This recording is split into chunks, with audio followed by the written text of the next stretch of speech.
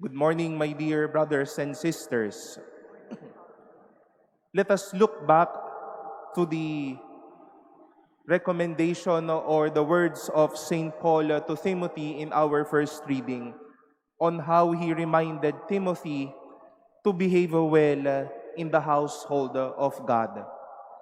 Why such an encouragement or why such a reminder?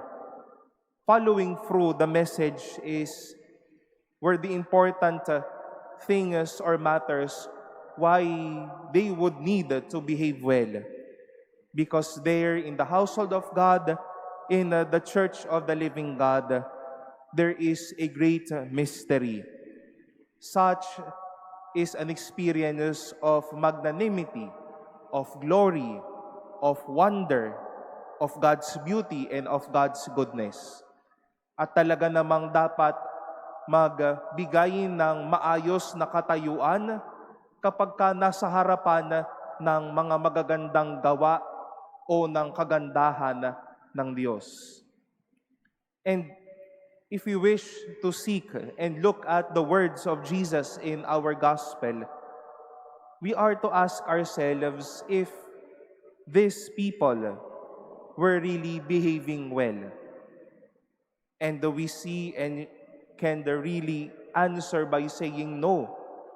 Since when they saw John the Baptist, they came to appreciate and acknowledge John the Baptist as someone possessed by a demon. When Jesus appeared to them and when he began his ministry in front of them, they treated Jesus, behaved in front of Jesus by telling him he is a drunkard and a glutton, a friend of tax collectors and sinners. Behavior means a lot, most especially when we are in front of the beautiful and the goodness, beautiful majesty and the goodness of the Lord. Such is the thing we wish to remind ourselves, my dear brothers and sisters, to behave well and to be attentive so as not to miss things out, most especially the unfolding of graces in our life. Ito yung marahil nakalimutan na at natalikdan ng mga tao noong nakita nila si San Juan Bautista at si Jesus. Hindi sila nagtino, hindi nila ibinigay ang kanilang mga puso at pag-iisip. And with such attentive and such disposition, they were not able to see the good side or the blessing of these people.